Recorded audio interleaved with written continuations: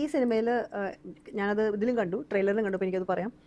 മറ്റേ പ്രണവിൻ്റെ കണ്ണാടിയിട്ടുള്ള സീൻ ബാത്റൂമിൽ, അതെങ്ങനെയാണ് ഷൂട്ട് ചെയ്തത്? അത് എഴുതാനും അത് എങ്ങനെയാണ് അത് ഷൂട്ട് ചെയ്തതെന്ന് പറഞ്ഞിട്ട് ആ process it was very good, very intense for me. അതെനിക്ക് ഏറ്റവും ഇഷ്ടമായ സീൻ എനിക്ക് തോന്നി. അതൊരു ഭയങ്കര റിസ്കി ഷോട്ടായിരുന്നു. അപ്പോൾ പ്രണവിന് 2 ഗെറ്റപ്പ് ഉണ്ട്. So we have to shoot everything. ആ ഫസ്റ്റ് ലുക്കുകളെല്ലാം ഫിനിഷ് ചെയ്യണമായിരുന്നു. ആൻഡ് ദെൻ പുള്ളി ട്രിം ചെയ്യുന്ന ഒരു ശരിക്കും ട്രിം ചെയ്തതാ? ശരിക്കും ട്രിം ചെയ്തത്.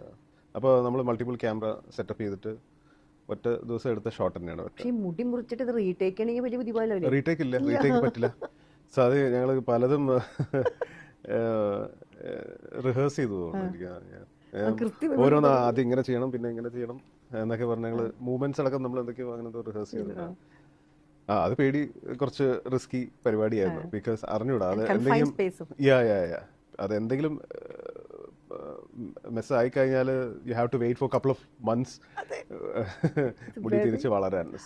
ഒരു ചെറിയ കട്ട് വന്നാൽ പോലും മതി അല്ലേ? കട്ട് വന്നാൽ പോലും. എന്നാലും മേക്കപ്പിലൊക്കെ എന്തെങ്കിലും ചെയ്ത് നമുക്ക് എടുക്കാം. ബട്ട് എനിക്ക് കുറച്ച് പേടിയുള്ള റിസ്കി സീനായിരുന്നു അത്. ബട്ട് വി ഡിഡ് ഇറ്റ് നല്ല രീതിയിൽ വന്നത്.